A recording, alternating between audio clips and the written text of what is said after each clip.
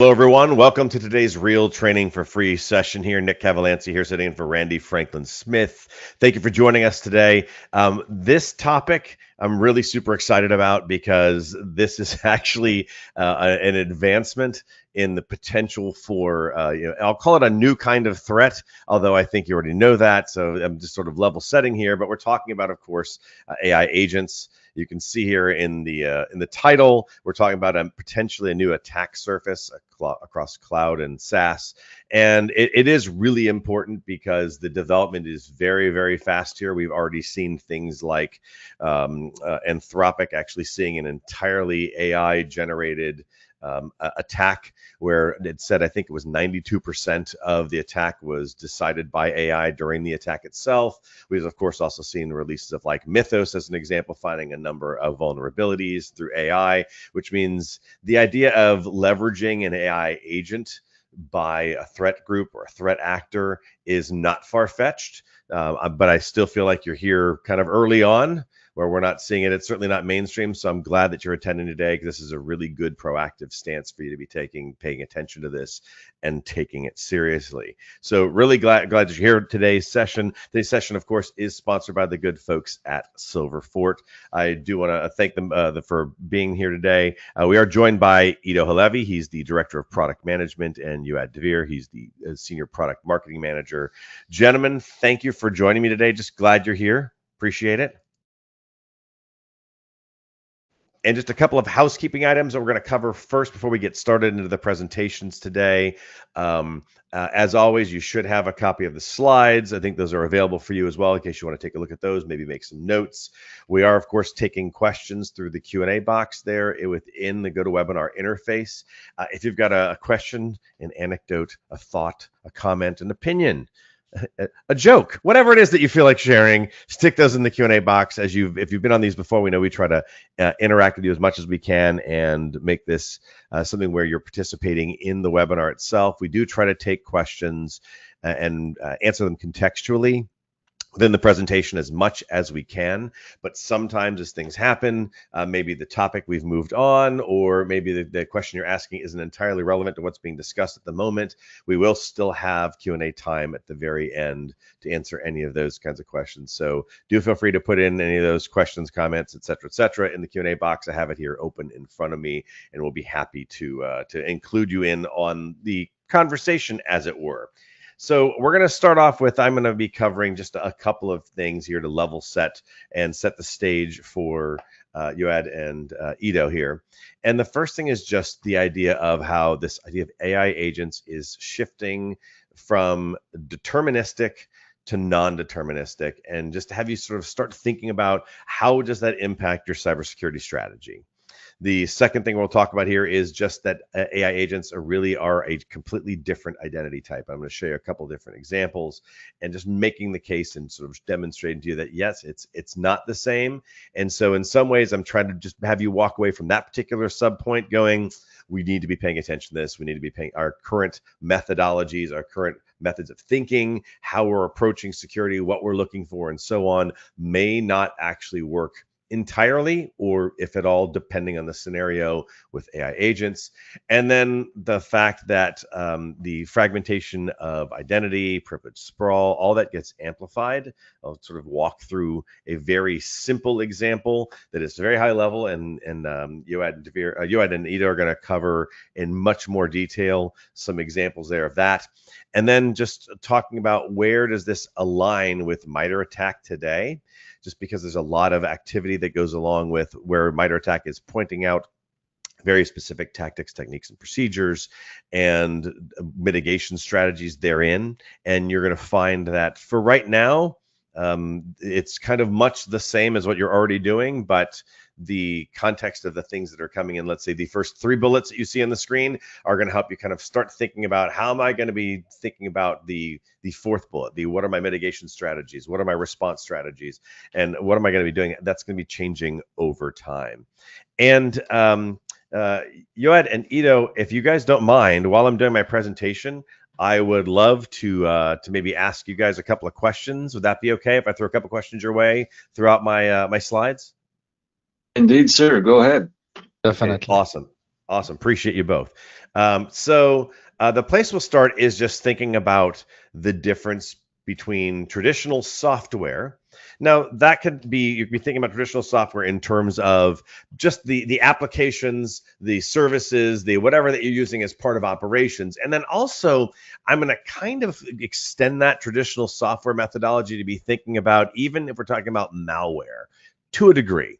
This is more about applications within operations and so on. But I want you thinking, even if it's just traditional software that's being used, someone wrote a piece of code that's supposed to do something that's malicious, it still kind of falls in this deterministic, category. Even though we know that there's polymorph and other kinds of methodologies that are used to try and avoid detection.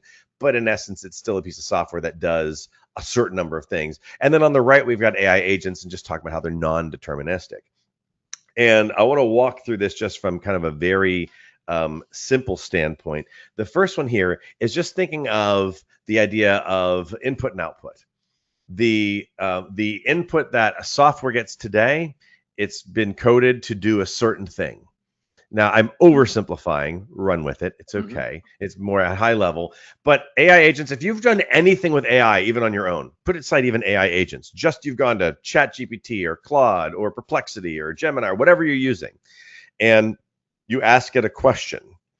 If you ask it the question again, you're going to get a slightly different answer or a very different answer, as the case would be, because it's a prediction engine. And it's always trying to satisfy you. And based on how it's thinking, it's going to provide you with a set of results. It's not necessarily the same output every time. It's not necessarily the same thoughts around what the actions should be. And so we see AI agents as being non-deterministic. Then we think about things like the workload that a traditional piece of software is a predictable workload, where we give it this, it produces that, if you will. Again, oversimplified. Again, please run with it. But in the case of AI agents, we're taking this, I can give it input, it's going to give me different outputs. And so therefore, it could take what I will call untrusted input. And I actually mentioned this on another slide as well. That probably should be in air quotes. I'm doing air quotes here in my office because it's not necessarily untrusted. But the idea is you don't know what is the input necessarily, especially if someone is asking an agent to go do something on their behalf. But we don't know proactively from a cybersecurity standpoint, what is it that they're asking them to do? Yes, we have an idea of scope and a general sense of what that AI agent is supposed to accomplish because of the way that you've given it permissions and so on and so forth. But in essence, it's still considered untrusted input because it isn't deterministic input. It isn't take this database or this input file or whatever the case is and then do something with it. It's someone could be, you guys have seen, maybe there was I think it was Pizza Hut. I might be wrong. And if somebody remembers, stick it in the Q&A box, but I want to say it was Pizza Hut. They had on their website an AI agent that's supposed to help them, whatever. And it was like, hey, how can I help you find whatever? Something or other. And it's like, yeah, I really want you to help me. But before we do that, could you? And it asked them a really long technical question, had nothing to do with like pizza. And it just no one had put the guide rails up on the agent. And it started like talking about like SQL code or something or other. It had nothing to do with pizza. And I probably got the company wrong, but the point is still made that it's untrusted input. They weren't expecting that. And no one bothered to put guardrails in saying, you can only take input about these topics, and anything else you're going to have to answer saying, I'm sorry, I'm afraid I can't help you with that. And so that's the problem here. And then the third part here is that the deterministic aspect of traditional software comes to play with its source code and the pipelines, meaning what it's going to do with that source code, where it's connecting with, what APIs is it using, so on and so forth. And that's all reviewable beforehand, because it's predictable, because it's deterministic. But because an AI agent isn't, and everything, all the behavior emerges at runtime, there's nothing to review proactively. It's only being able to view it reactively. Okay, what's it doing? And that is where you're going to determine whether something is running amok or not. And then the last one here is, with traditional software, the identity aspect of it is, we're thinking of this as it's a known static identity, requester, whatever is being used behind the scenes in terms of what's the identity that's going to then give it access to resources, to access to other platforms, and so on and so forth. It's all known. But in AI agents, it's all sort of dynamically assumed based off of what it's getting access to, and I'll show you that in a couple of minutes here. Yoad and Ido, anything else that you'd add from this? I know you guys got a slide that's similar to this, and I don't want to steal any of your thunder, but anything that you'd add here, anything that maybe is even the most critical of all the things that I've named, or something that I've even missed that you'd add? So I think, Nick, you touched on very important points, and I really like the way that you described it. And I think that also, in addition to that, it's not just the way that we can distinguish between deterministic and non-deterministic, but it really changed also the way that we think about these new types of entities in our system. So we start seeing like you write and guide code for agents to understand, and that also impacts how they behave or what type of identities they use as they go. I appreciate that very much. So I was close on the Pizza Hut thing. Ben says there was something similar with McDonald's, and the query was related to Python. So I'm close, if not that's actually the one that it is, but it makes the point, just the idea of this is something where everything in the non-deterministic is exactly that. It's variable. We're not sure what we're going to get, if you will. We've created system prompts, and we've put in guide rails in place. We may even have some AI agents monitoring other AI agents and so on. But at the end of the day, it is a non-deterministic system. As a matter of fact, there's a couple of long-standing assumptions here that just really don't hold that we used to have with previous ways that we approach cybersecurity. I simplified them down to who, meaning what's the identity? And it's just basically there's no longer a static identity being used. That's not the assumption anymore. The second one is going to be how. And what I mean by there is like the preset permissions and roles that you give to, like, let's say, even like a service account, or to an identity that's being used that you've granted previously proactively and so on, that no longer comes into play, and you can't make the same assumption anymore. And then there's the what. What is this case is what are the actions that it's taking? Again, no longer predictable. And then the last one is why. And the why is because we're no longer using code as instruction and data as the result. The data is driving the instruction. So we're not entirely sure even why it's doing what it's doing, to a degree. That's not exactly a blanket statement, but my idea is we do know why a piece of traditional code is doing what it's doing, because we programmed it as such. Take this and create that, or take this and do that with it, and so on. This is more like, why is it off connecting to that platform over there? And it's, oh, because I found some data that was indicating something or other, and I have to go and investigate over there instead of the place you normally think I'm going to investigate, and so on. And so that kind of comes into play. So again, Yoad, Ido, I've got this just absolutely dumbed down on purpose, just so we can have a bit of a conversation here. So the who, the how, the what, the why. Any other aspects you'd add to this of just assumptions that no longer really stand true? Really like your assumptions. I think maybe the only thing I would add is also the when, because some of these identities are loaded at runtime and dynamically picked depending on the task that the agent was given, and some of them are pre-configured, right? So it's also the when that I think I would add. I love that, because if we have a service account, let's use the old standard of backups. We could actually figure out when backup should be running. There's a backup window. Or if it's a user, we've got behavior-based analytics to decide when, because Tiffany normally does some particular job or function during the workday. And if suddenly she's doing it at 3 a.m. on a Saturday, we would consider that to be a bit odd. But in this case, you're 100% spot on with Agentic AI. We don't entirely know the when. It just depends on when it needs to. So the great addition. I should have thought of that. So thank you. I appreciate that very much. The next aspect here is that AI agents just don't fit into an existing identity model. And I just decided I was going to put everything kind of up here, and you can read through some of this. It makes kind of sense. A human user is an interactive session. It's tied to a person, like I just mentioned, Tiffany, and what she's doing, and so on. Service accounts are running certain jobs. They use very specific credentials or keys and so on. Um, and then their behavior is deterministic again. Machine identity still belongs to a device. There's still some predictable communication paths, and the first three that are there: human user, service account, machine identity. Everything there, if you look at those, even the wordings that I've used, everything is saying predictable. Everything is saying deterministic. It's every one of those is saying that. But then we look at the AI agents, and I had to stretch that one out a little bit because I had more text than I wanted to.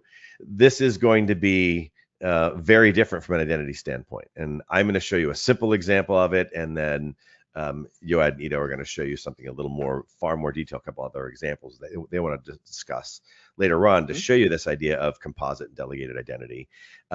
And that it's chaining multiple roles, service accounts, utilizing connectors, what it needs to do accomplish in order to get its task done.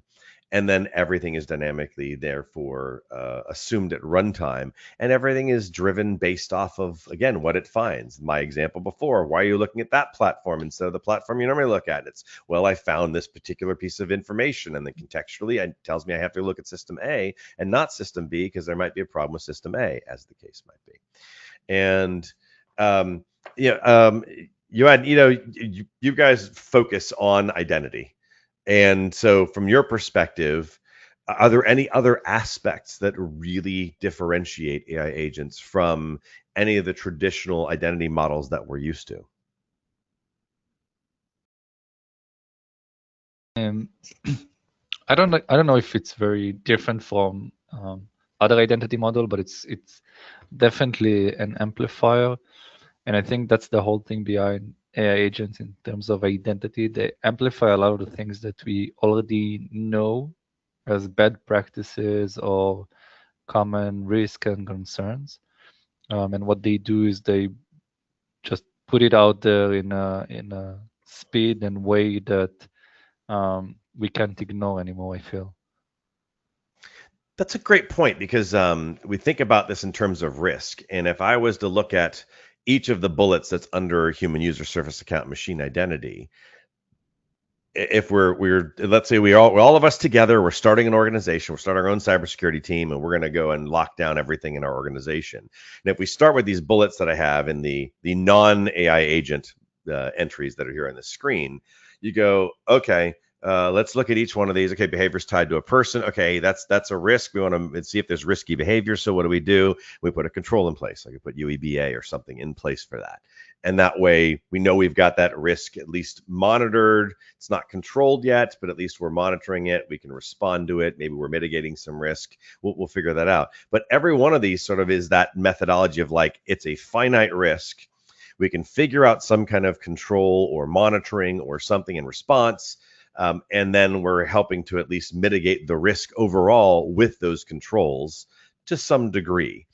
Versus, to your point, Ido, with the AI agent, I think you said multiplier. I think that's what you said. And for each of these bullets that are here, all of them are sort of we kind of know some of them, but we don't know all of them necessarily. It depends on what it's going to do and how it's going to do it and when it's going to do it. All the things I said in the last slide, which makes risk very different. Would you agree, Ito? I mean, I'm sort of reading into what you said to a Yes, degree, but I'm sort of thinking it that way. yes, definitely. And maybe just to add on that, another layer, like I think you'll find many things, at least at high level, are similar between the different types of identities. It's just that we overcome some of these risks with outsourcing their governance. So, for example, with human users making mistakes, we have policies, we have managers, we have onboarding processes, right? And now suddenly we give that same autonomy to a new entity without all these guardrails. And we're trying to figure out how to mitigate the same risks just with different tools and unexpected behavior, right? Because you can't control it.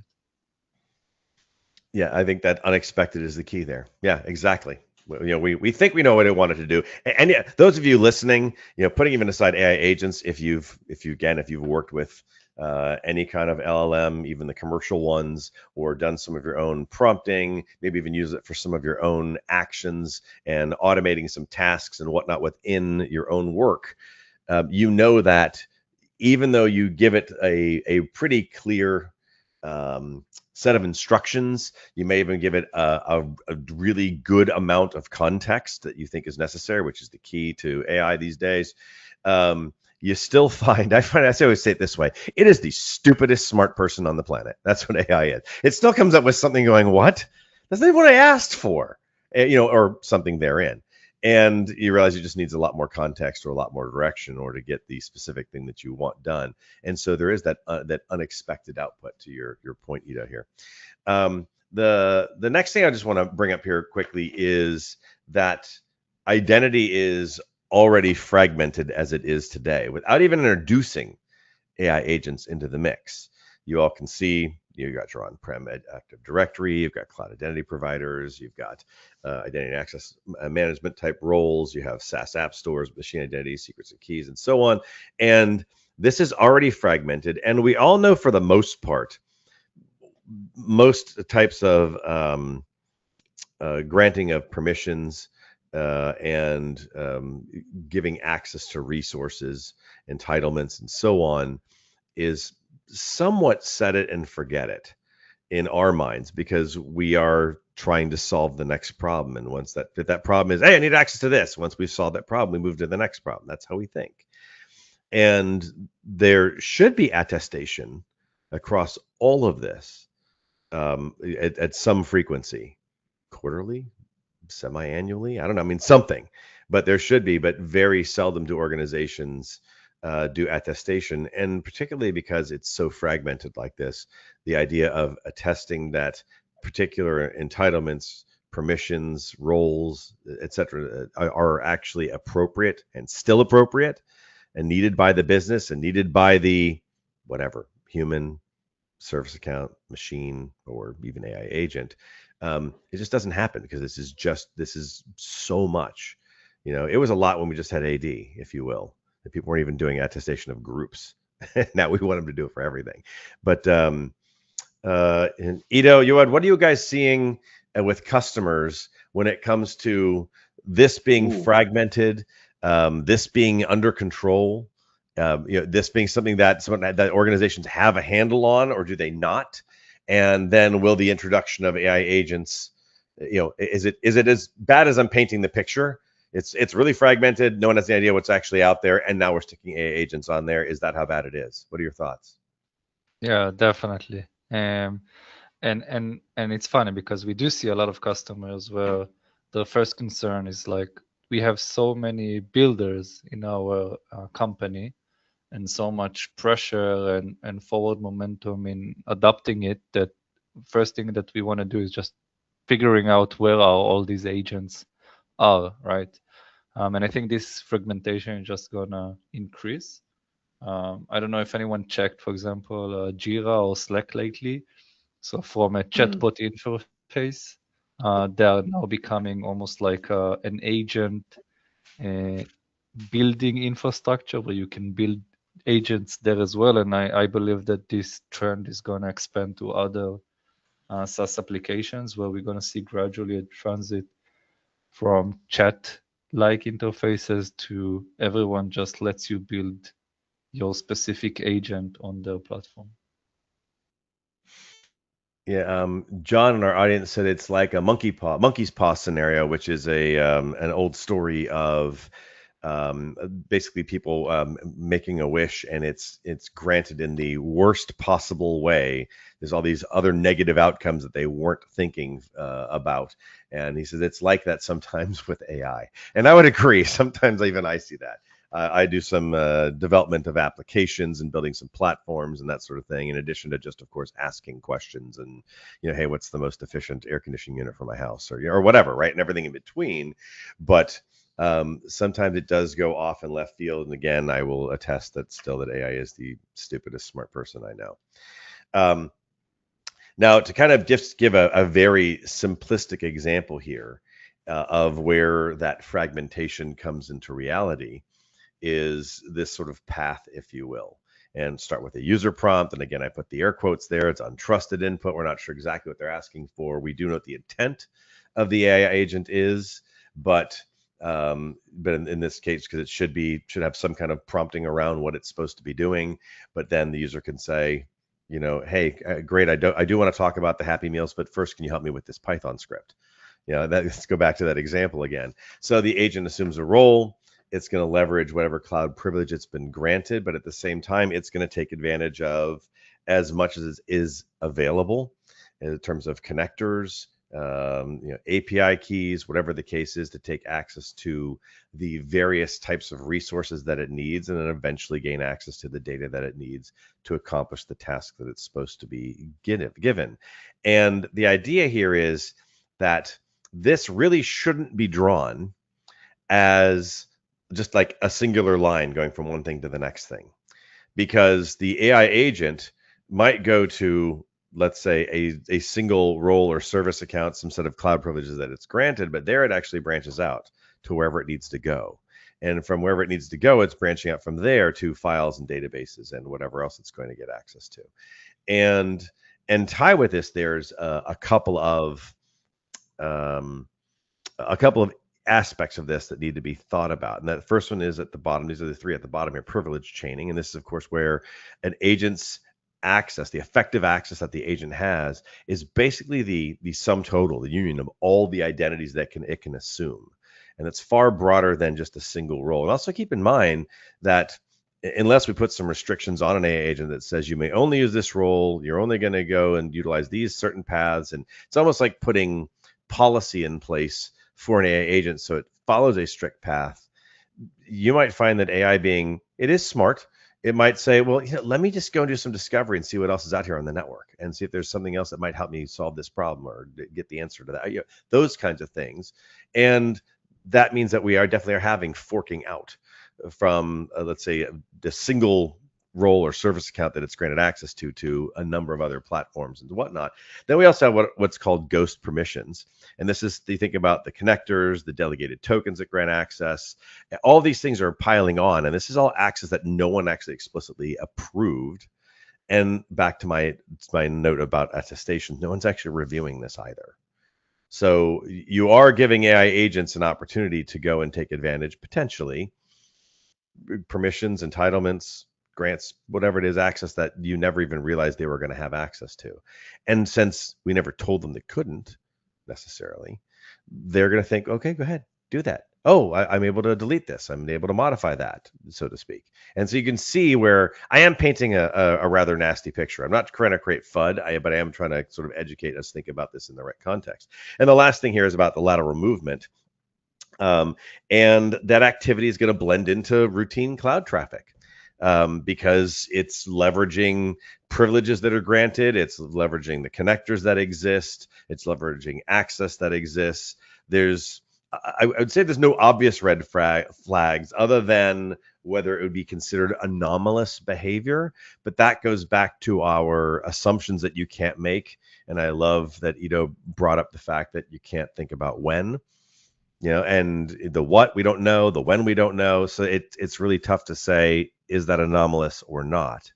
And also because we don't understand why it's doing what it's doing. It might be trying to search and go to system A to get some context to solve a problem that's over on system B, using a very simplistic example. But we don't know why it's doing that because we're not in the middle of asking it, why are you doing that? So just thinking along those lines. Ido, Yoad, anything you'd add here? I know you've got a couple of your own chains in your presentation. I don't want to, again, steal your thunder, but anything you'd add to this, just this high-level view of this idea of an AI agent getting lots and lots of access, far greater than really even depicting here? I really like the way that you describe it. I might just say that one very enjoyable quote unquote in this journey is that we are just beginning it, right? Yes. So even though we think we know right now the architecture, it probably gonna change like 1,000 times in the next year or so, given the pace that we've seen in the past with this technology. And I think also one of the things that are challenging with with agents and the way that you describe the flow here is that they really shine when you trust them and you give them as much freedom as possible, right? And it's always going against security, identity, IT, whatever teams, right? Like we want to scope Mhm. things, we want to make sure that there are guardrails, we want to make sure that we know exactly what's happening. But you can think about, if you touched on the deterministic, undeterministic, you can think about it as a spectrum almost, where the undeterministic is where agents are, and the more guardrails you put on them or the more policies you enforce on them, the more deterministic they become, and then you have a trade-off between the gains that you can get from them and the risk that they introduce to your environment. Much appreciated. The last thing I'm going to cover, and I'm going to hand things off to both of you, is just thinking Mhm. about mapping to MITRE. And the reality is that again, we are so new in this, but there's nothing that the MITRE is not evolved yet enough to have anything specific for AI tactics. The last update was just in April, so last month, for the latest version. And there's no specific matrices for AI agents. And part of this, I think, is because of the fact that at the end of the day, the AI agent is still working within the context of the platforms, the environment that exist. And so that still means that if an AI agent is going to be used maliciously, it still has to do the same thing. It's the same thing that a human might. It's just that it's making, maybe it's self deciding in the middle of an attack where to go left, go right, take that action, steal this data, leave that data alone, whatever the case is. And so they did find some notes here about how an AI agent is going to show up for at least these high level tactics here. And you can see things like prompt injection with user supplied content. Okay, that would make sense. That's one way that it might want to figure out how to gain access over some other system, leveraging, again, prompt injection. Or maybe we're doing instruction overrides. Maybe function calls outside an intended scope. These all things make sense because it's something that an AI agent can attempt to see if, much like the McDonald's thing in the Python script, that's an actual example of trying to do an instruction override.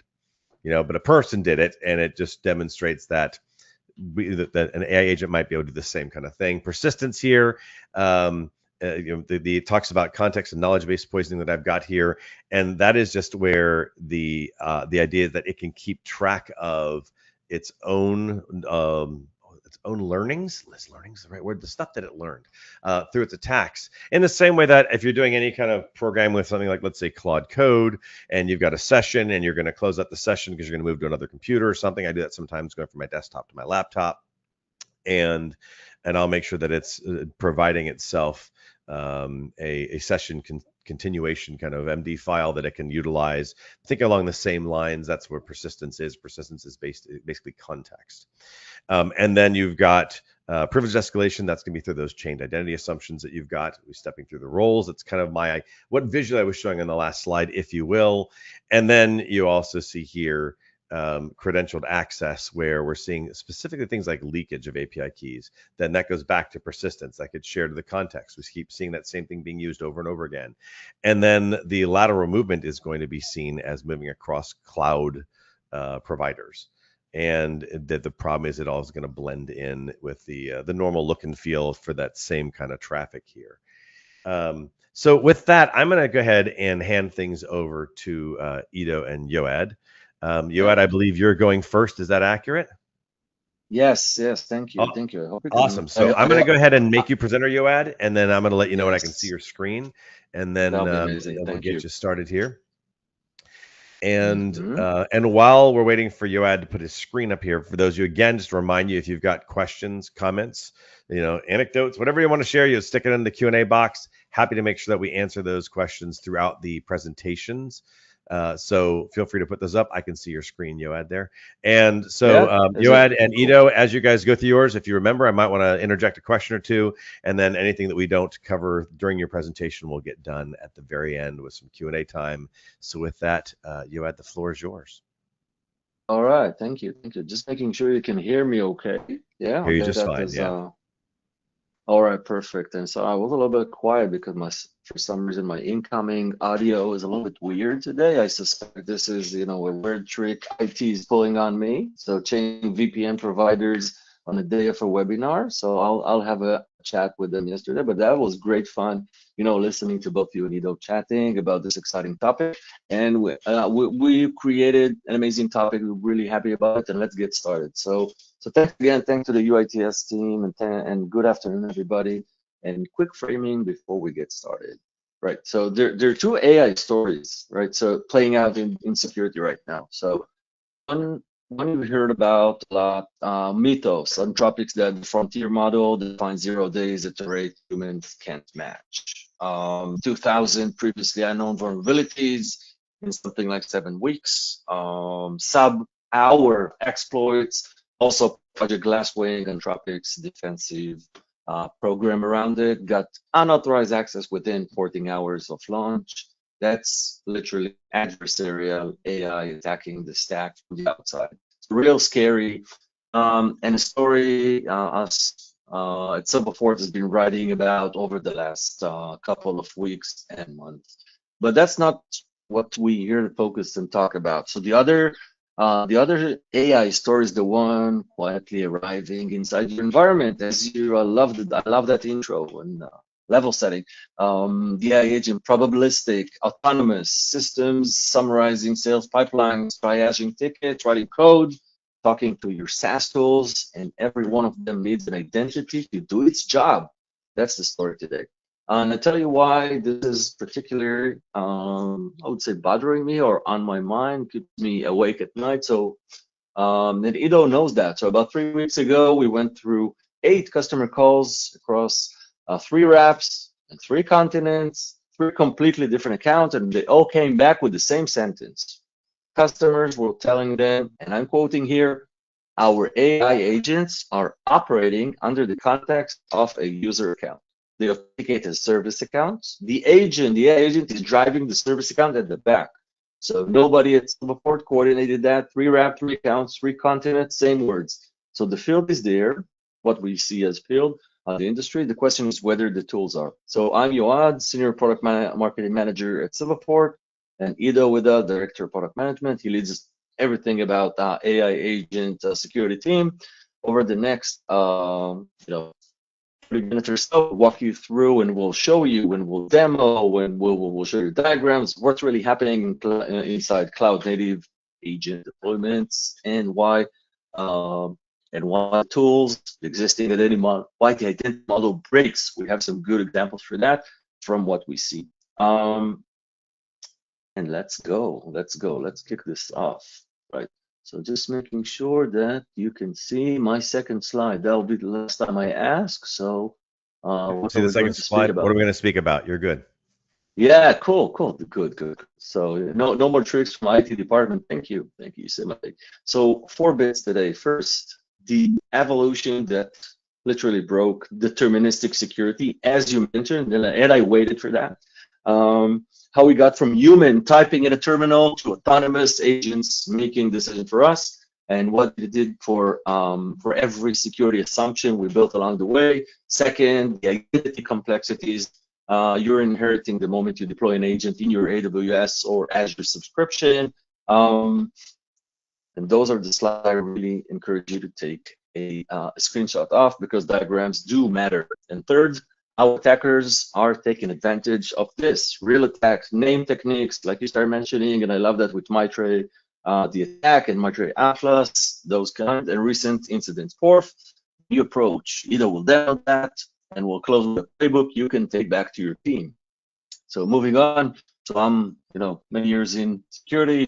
I took the AI pill, deep down the rabbit hole of AI, and at Silverfort tracking how AI meets identity security closely. And Ido, you already heard Ido conversing with Nick, and he leads everything about product management for AI agent security. And next, let's kick these things off. So when we look at this, black rose kind of slide, how it unfolds. So I want to also to build on what Nick started. Let's look at this slide as a continuum, not a list. So each row is an era of how we build software. And each row broke a security assumption from its predecessor, right? So we started with the manual era before, human at the terminal, physical access, intent driven. Remember that word intent, this is key for today. Security was about who's in the building. Software era, applications, hard-coded logic. So the classic if-then rules. The perimeter was the network, firewalls were the thing. Next one was automation, scripts and bots, deterministic. Yes, this one again. If this, then that. Static credentials, IP, whitelisting. A lot of workloads still live around this space, around the automation. And then the shift. So have a look on where it says autonomous. So AI agents, probabilistic, behavioral intent. Yes, intent again. We stop knowing in advance what the system would do. The agent, bear with me, the agent reasons and chooses a path. We don't write the path anymore, which is kind of mind-blowing for everybody dealing with software dev for the last couple of decades. And if we move down the list and go to collaborative, multi-agent systems where agents call other agents, we'll talk about chaining soon enough. And the point of the slide is literally embodied in one sentence. The pillar is the pillar or the row of the slide that you're securing today is not what your tools were built for, right? The network perimeter died with automation, static credentials died with autonomy, and determinism is dying next. All right, moving on. Our classic robot, let's unfold that. So 5 concrete differences between AI agents and the software we've been securing. So 1, fixed code is replaced by AI non-determinism, meaning the same input, as Nick was, spot on, the same input does not give you the same output. This is classic. Number 2, hard-coded logic is replaced by probabilistic, statistical, and probability in intent. That word, third time, meaning the logic is a conversation, not a function anymore. And 3, and I love this one, isolated apps are replaced by ambient interconnectivity, right? So the agent is literally wired up into your SaaS, your data lake, your CI pipeline, everything is connected. I think your audio went out there, Yoad. We've lost you a little bit. Now you sound really, really low. I hope you can hear me now, man. Yeah. Yeah, that sounds better. Yeah. Oh my God, I'm back. Okay. When was I cut off? And apologize for that. Probably 20 seconds to 30 seconds before we cool. we made a comment. Did you hear I wasn't sure it was me. So. All right. Did you hear me talk about ambient interconnectivity? So the agent is wired into everything, or was I talking into empty space? So empty space is the last thing we were talking about. All right, cool. So literally, before we go into diagram, this one I want us to lock in. So authentication is replaced today by identity chaining. Okay. So the agent doesn't authenticate; it inherits from the user who summoned it. We can call it this way. From the service world, it assumes downstream. And I would say that, human cycles replaced by autonomous execution at machine speed. And yes, identity chaining is our new sequence. Okay, moving on. I want to show you what we just talked about. An identity chain in the wild. This is AWS. Still good? Yeah, I'm just, yeah. Can I keep going? We still hear you. Yep, yeah. You're good. Yes, perfect. Thank you. Woo. Okay, before I get too excited, because this is really exciting stuff. So, so imagine that a developer types into Bedrock in Azure, so in AWS, summarize the current sales pipeline. So that's the prompt. Bedrock interprets it, plans, and starts executing. So in order to execute, it pulls knowledge from S3 and DynamoDB. In AWS, it calls step functions to orchestrate lambdas right, that do the actual calculation. So each step needs a role. Each role needs permission. So look to the left side of the left side of the slide, and try. It's hard. Try to count the number of identities while doing that. So one would be the human or the federated user that kicked it off. The next one would be Bedrock's. Bedrock assumes its own service role. Step functions assume an execution role. Each Lambda has its own execution identity, right? And the knowledge base read through another role. Memory access, yet another identity. So this is architecture working as design. AWS called this delegation. From a security lens, what you have is one user prompt spanning, literally breaking into 6, 7, 8 delegated identities, each holding a subset of permissions chained together in real time.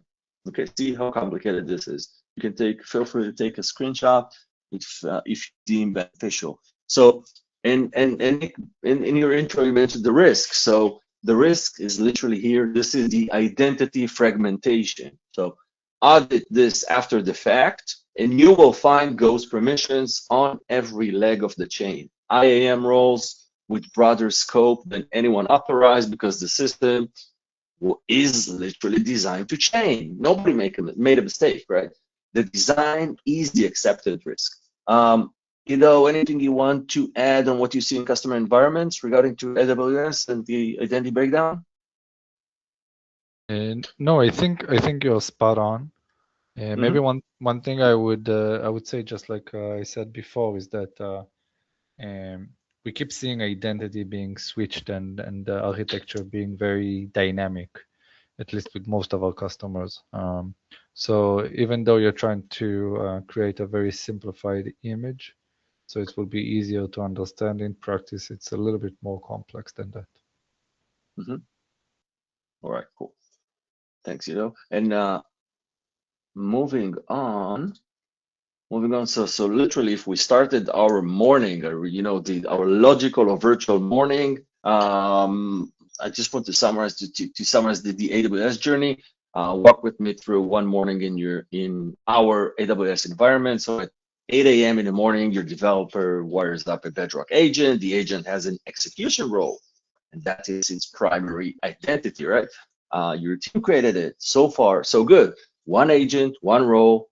You know what it can touch. Then the agent calls a Lambda function, as we saw in the diagram, and to do the actual work, that Lambda has its own execution role, different permissions. Now you have two identities operating on behalf of one agent. And the Lambda that Lambda calls an external API through an API gateway, for example. That might involve another role. So we have an agent, potentially 3 IAM roles right now. None of those roles on its own represent the agent as a single accountable identity. And the ultimate question would be here, that literally, worries, I would say, from an audit perspective, which role would you investigate? Which one is the agent, right? And the deal that AWS offers you would be ownership. You get full visibility. You can see what the agent is allowed to access through IAM policies. You get full control. You create and manage those roles, and you get full responsibility. If something goes wrong, well, it's you that configured it. It's on you. So the risk in AWS isn't hidden behavior. So it's over permissioning and sprawl, right?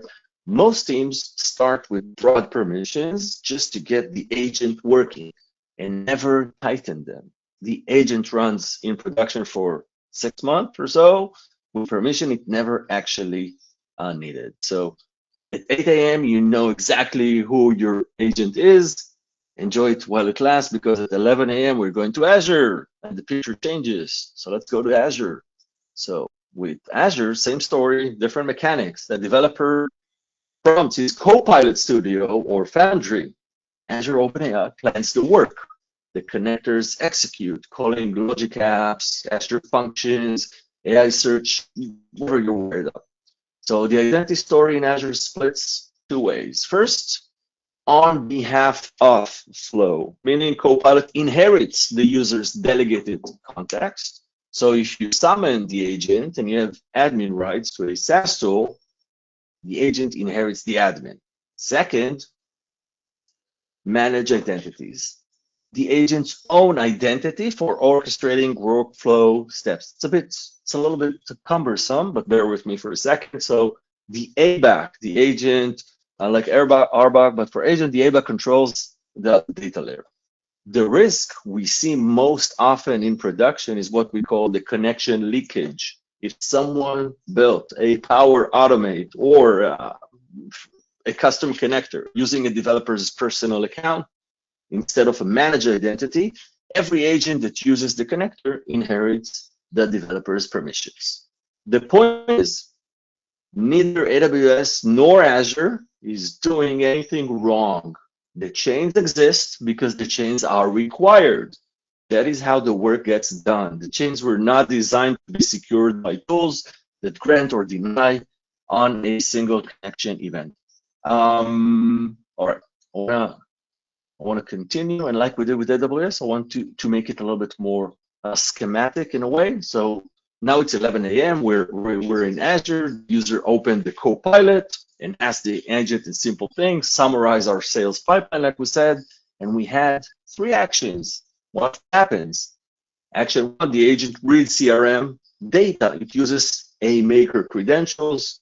Whoever set up that CRM connector, that person might be a Salesforce admin with broad access. The agent borrows their permissions. Action 2, the agent posts a summary to teams.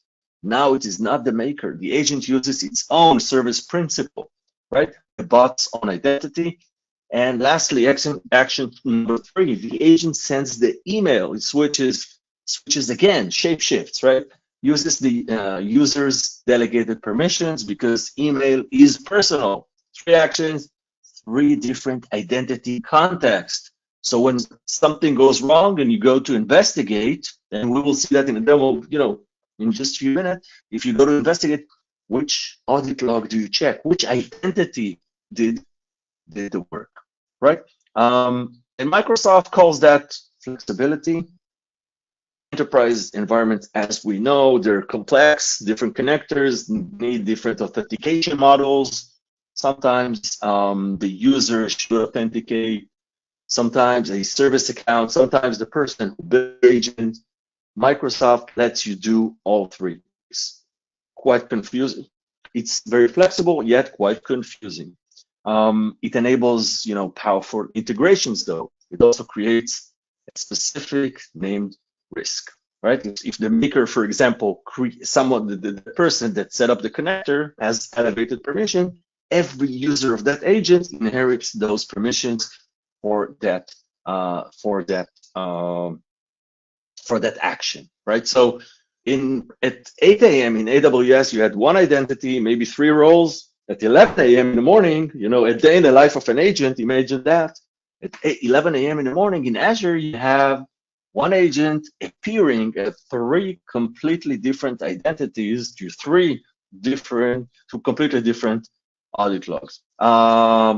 Anything to that before we go into the next section? If not, that's okay.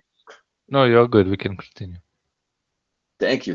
I'm on a roll here. This is really exciting. Now we get into the cool graphic style, right? And the depth of deterministic security.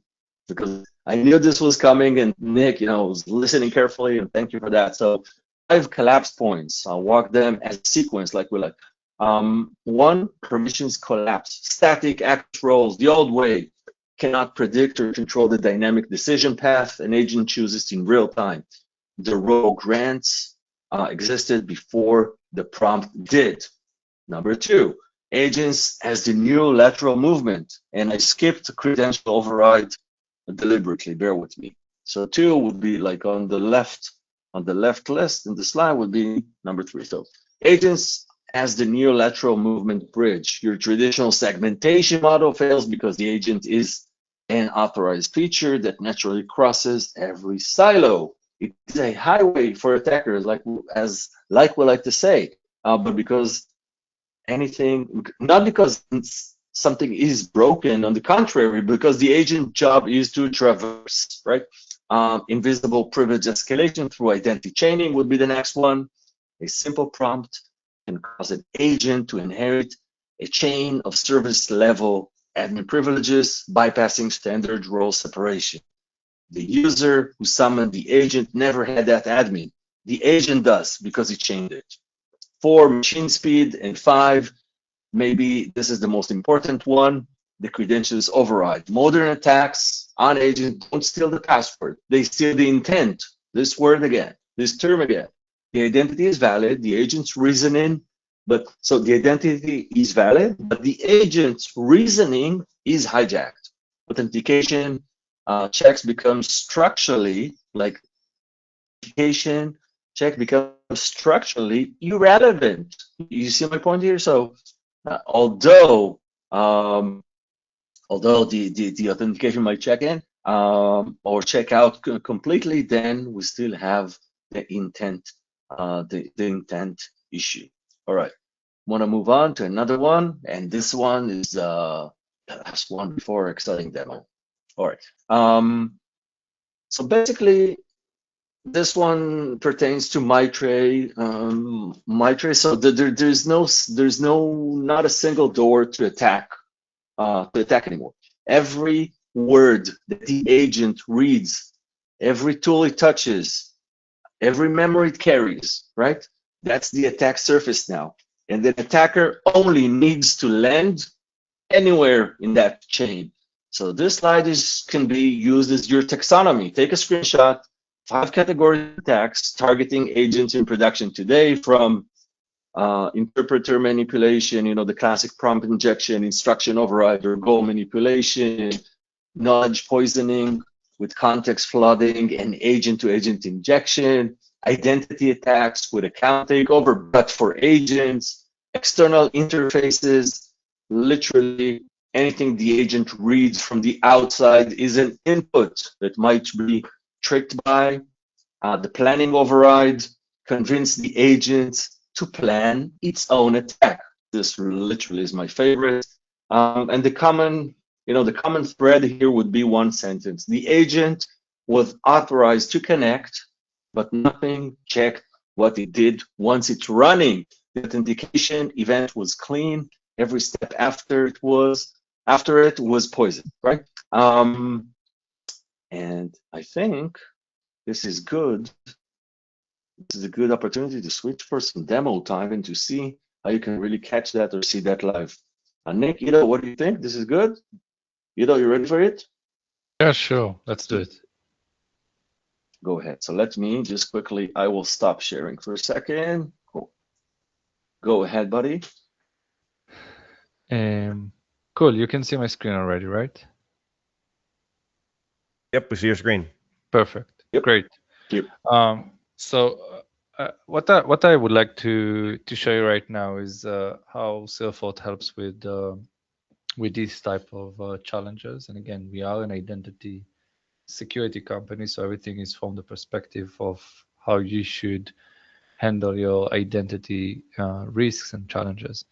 Okay, and as you can see here in the background, we provide. First thing that we do is that we help customers discover all their agents. Okay, so right now in this demo environment, everything is filtered on AWS, but it's very important that you'll find all your agents across all your environments, whether it's AWS, Azure, GCP, if you're multi-cloud, local, and SaaS applications. And as we spoke about, we do see with many customers that the agent fabric is very, very fragmented.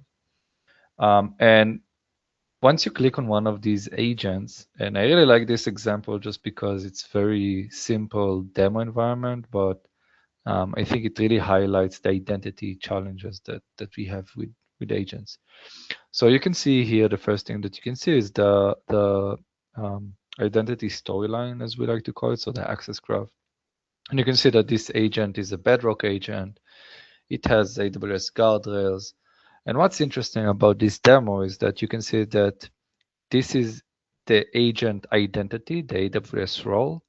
And of course, very similar to how Nick mentioned, you can see the security risk associated with that, and you can drill down and see how it maps out to different compliance control or MITRE tactics. And again, if you are not even the owner of issues like that, then you can open a ticket and assign it to the appropriate owner, and so on and so forth. But what's more interesting is that this agent has a very simple function or a tool exposed to it. The tool, the one thing that this tool is doing is that it answers what time is it now. Okay, so whenever the agent needs to figure out what time it is, it triggers that tool. That tool is a code implemented on a serverless function. And just because AWS work that way, that serverless function also has an AWS role, a different one, as you can see here. Okay, so even though this help desk agent has its own identity, in practice, when it fetches time, it uses a different role with different access, different risks, different usage. And again, you can drill down to each one of them and see whatever they mean. Okay. And although, again, this is a very simple example, but you can always see how identities in a very, very simple flow shift at runtime when an agent is doing something. One other thing I would like to show is that we do look at an agent from almost like a graph of entities. So you have the agent in the middle and the tools that is available to it, and just like I showed on the graph before. But one other very important, which we already know from NHI's aspect, is the owner. And again, if you want to understand more about the owner in Silverfort, at least you can drill down and see the full access path of the owner of this NHI. And one other interesting thing that we do, very similar to how Nick showed in the flow before, is that we provide all the informations on the consumers of this agent. Right, so you have the agent and what it's accessing, but it's not enough. You need to also understand who is the owner or sponsor, I think Microsoft calls it, but also who initiated that prompt or triggered that agent action, right? And very similar to how Nick showed before and you had mentioned, in order to understand whether you have alignment between the agent actions and what it was set to do, right? Or understanding the intent, you need to understand the entire graph of lineage and connections and how they are dependent and acting with one another. What Silverfort is really known for is our runtime protection. So we truly believe that although discovery and visibility and even assessing the risk and everything is super duper important, it's still not enough in the AI world, right?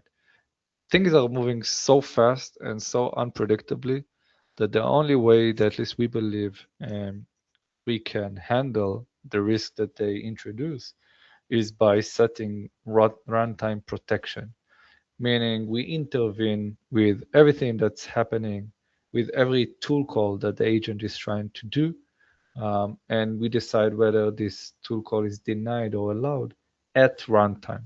Okay, that's the only way that we think, because if you imagine, for example, how many tickets a day you need to review, or how many tickets in general you have on a backlog, and let's assume every ticket is just like a simple task that you need to do. Imagine what it is to set and define the actual policies for this dynamic nature, right? And how should they access things without all the information that you have and without all the guardrails? It's going to be very, very, very hard. So the best way to do that is protecting them at runtime. Okay, so what Silverfort does is that we take three main parameters into consideration. Okay, the first one, sorry. The first one is who are the users? Again, we are an identity security platform. We do treat as AI agent as a first citizen or first class identity. So we do take into consideration who are the users that are triggering this agent. You can think of it as setting different policies for the R&D department and the sales department for the same agent, right? So if an agent is serving few personas or few groups in your company, you can set different policies for each group. Then the second parameter we take into consideration is who are the agents that you want the policy to apply on. And then the third one, let me just take a few of these, is the tools that the agent has. Okay, so you can see here, for example, I configured a few MCP servers to this agent. And you can select whether you want to allow or deny each tool. And what we also do, since we do understand that tools are very dynamic by nature, as we talked about before, is that once you set up a policy, it's almost like you can think of it as we take a snapshot in time.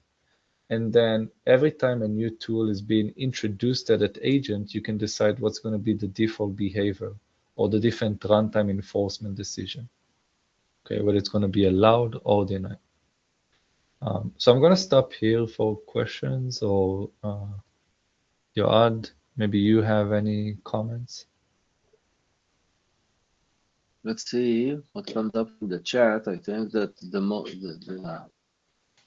I think Yeah, we have a couple things that have come in here, just a few. Let me go back and make sure I've got all of them here. This is Banyan has more of it's kind of a commentary, but I'd like to hear your guys' perspective on it. It's a little long, but he says, "Aren't we heading to AI overload?" So we have AI aspects filling and found in everything from the DMARC all the way to the desktop and the applications we utilize. Thinking about Chrome and Edge sneakily downloading an AI to the computer without even telling you. So you have AI on your firewall, on your switches, your browser, Office products, downloaded by choice. It seems to be like a supply chain type of attack by compromising the gateway and filtering down to the AIs and the end units, which are considered safe. I'm glad someone's looking into this. So do you guys agree? It feels like we're going to end up with sort of this AI overload and there's a real lack of visibility therein. Yeah. So I'm not sure if overload is the word, but I do think that we are going to see a lot of adoption with this technology. I think on the bright side, although it sounds very, very scary, I think we are in the very beginning of the curve. And as practitioners, we have a lot of opportunities to be ahead of the curve if we'll take actions. Contrary to other identities that securities or in the industry came a few years afterwards, right? Like we still handle AD. We still think of NHIs and we are uncertain how we're going to protect them in our environment. I think with AI, we need to learn from our past experience and just grow together with the technology, at least handling the knowns, the known things, while figuring out as we build and do the unknown and how we want to handle it with our organization. There's another question came in from Joseph, and Joseph is saying different permissions and different contexts. So how do you express context for tool access and what type? Right. So it's a very, very broad question, and I can probably spend hours just talking about it. But I think one interesting point that we might consider is that agents brought a lot of abstractions with it. So you can think of agent as abstraction to software, right? It just behaves differently than what we know. And I think also tools becoming the new abstractions for access in many, many ways, where we don't talk about the identity behind them. We just talk about tools, right? So imagine how hard was it to connect between two systems, like connecting your computer to GitHub And now today with MCP and everything, you basically don't need to know a lot. You don't need to understand what HTTP is or API key is. Claude and agents and everything can do that for you. And I do agree with you that with that, the context of the tool is very, very important. And it's a hard thing to understand, right? So you have everything in a semantic meaning. You have a tool name and a tool description. Behind it or underlying it, you have the NHIs and the permissions that these tools are leveraging when they do access, right? And you need to understand the entire graph, as I showed you before, to understand whether you have alignment between what this agent was set to do and the tools that it's using, and even the responses that these tools bring back. So like there are many ways to handle it, but it's gonna be like a very, very long answer. So I'm gonna stop here. Let me know if you want me to drill down on one of the points. No, I think that's a fair question. And Joseph, if you've got a little bit more you'd like him to drill into, feel free to stick another question in the Q&A box, and we'll get that to you, get the answer. Curtis is saying, is it fair to say an on-premises LLM built by the organization is easier to secure than a cloud LLM?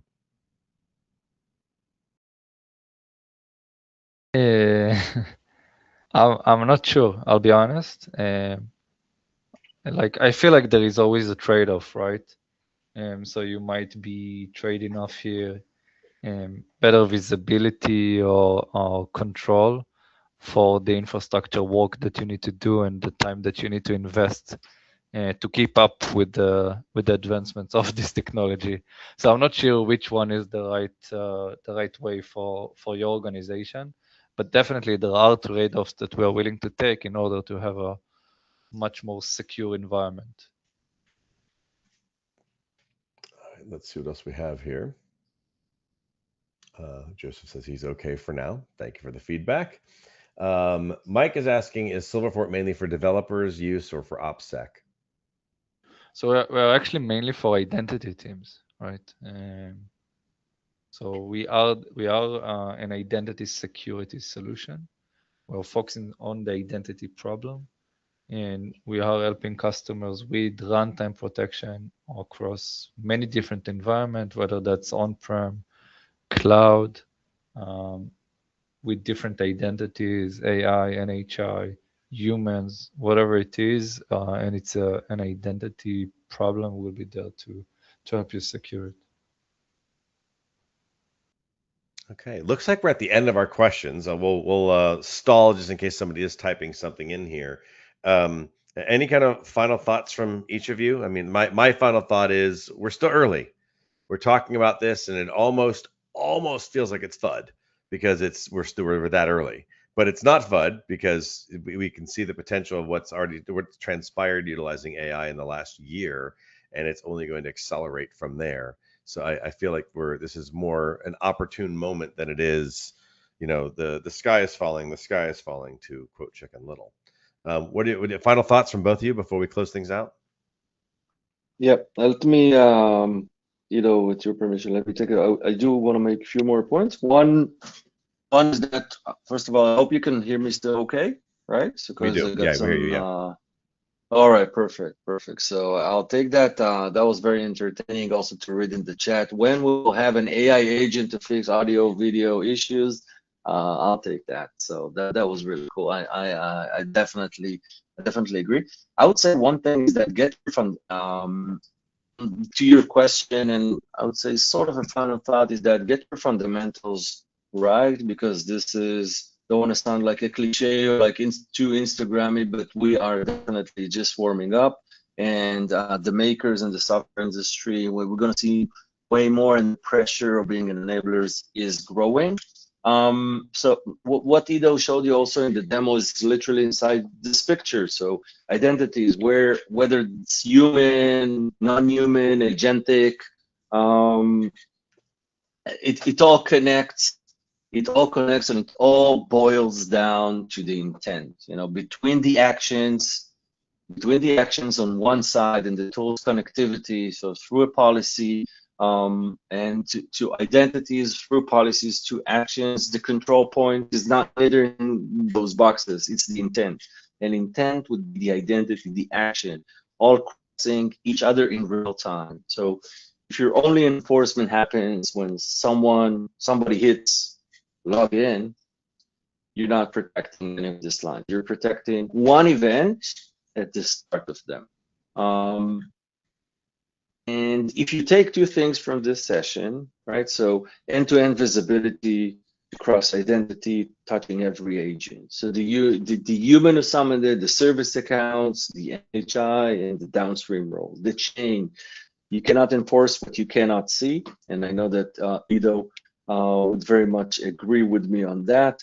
And if you want to take a playbook, a quick one with you home, so go first and discover what you have. Discover an inventory, find the agents you don't know about. Shadow agents in clouds as on-prem endpoints. Map the creator to consumer chain. Who built it? Who uses it? What tools and identities it leverages? Step number 2 would be establish identity-centric visibility. That's what we do. That's our mission. Audit the identity chaining, detect connection leakage, as we mentioned earlier. Those, personal account connectors between, your work and personal identities leakage. Kill those generic, non-distinctive secrets and credentials that get shared across consumers. Assess the intent, right?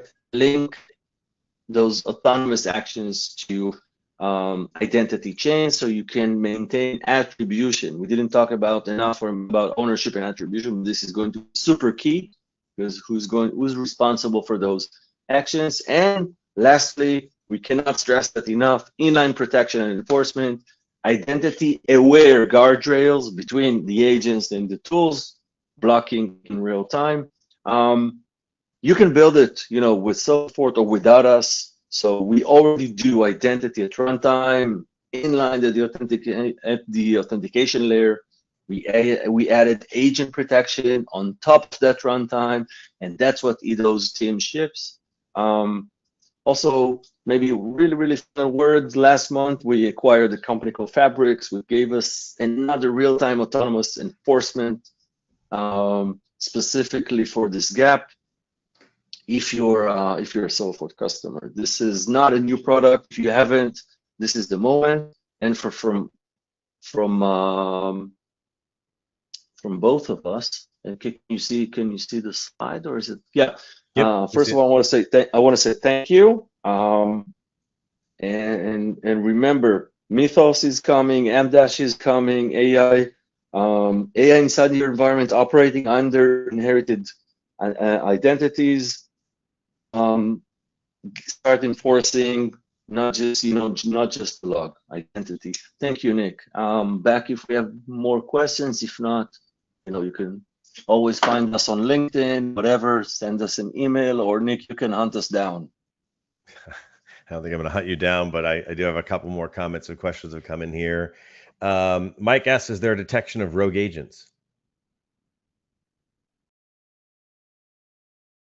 So there are, and maybe I'll use this question just to highlight the uniqueness about AI as well, right? So if you imagine it, you also have like rogue users, like regular humans, right?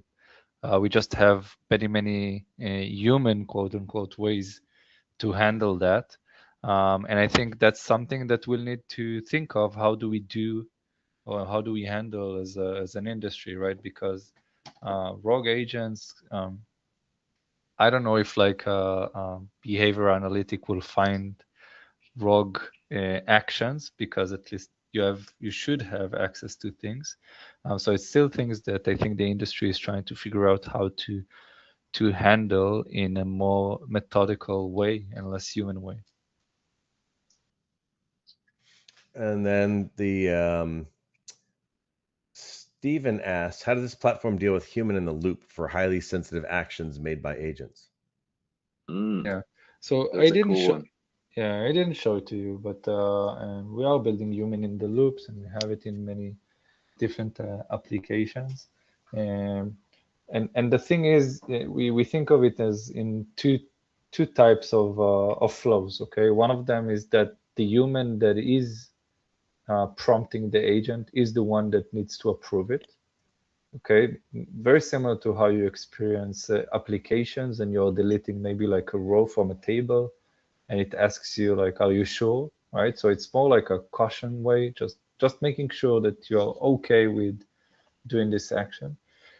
And then the other way is that maybe the action is so critical or extreme to the company that you want some kind of approval workflow, right? And then will trigger maybe your manager or the app owner, and maybe even like a second layer of approval, and so on and so forth. And in some cases, we might even ask AI, like, what do you think about it, right? We do see the industry goes into that direction because it's going to be very, very hard to set up a lot of policies and protect it, given the dynamic nature of these animals. And then Adar, I hope I said your name right. I hope I didn't murder it. Has asked, it's a question to Ido, to you specifically. He says, dynamic protection strategy is a stop bleeding choice dictated by very dynamic AI technology. Any other strategies for defense visible in the near future? So maybe Nick, do you understand? Maybe you can elaborate what is dynamic protection strategy. He's got dynamic protection in quotes. I'm not sure. So Okay. Adar, if you can maybe expand a little bit, and we Yeah. can try to see if we can come back to your question, just Yeah. what you're looking for.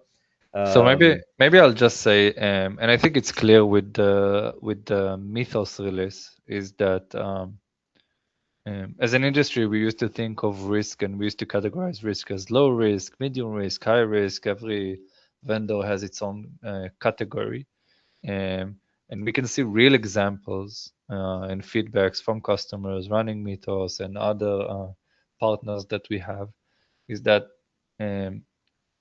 given this new brain or models, low and high can be the same because many lows together can be an high thing. So just to answer your question, I think like we need to shift our mind, almost like a zero standing privilege, to have like zero standing risk, if it makes sense, because we don't know how AI is going to leverage that risk in our environment and what it can understand and the dots that it can connect in order to jeopardize the environment.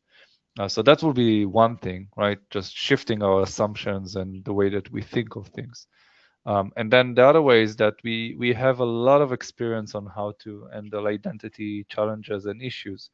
We know that we need to scope permissions. We know that we need to handle the joiner mover lever stuff, right? And so on and so forth. So I would focus on making sure that the things that we know are done or are handled. And then, like I said, as we progress, learn more and more about the unknown things and try to create a base where it's easier to handle new things when they're coming. Okay, there is comment from Joseph again, says, any interest in helping with federal work like FedRAMP?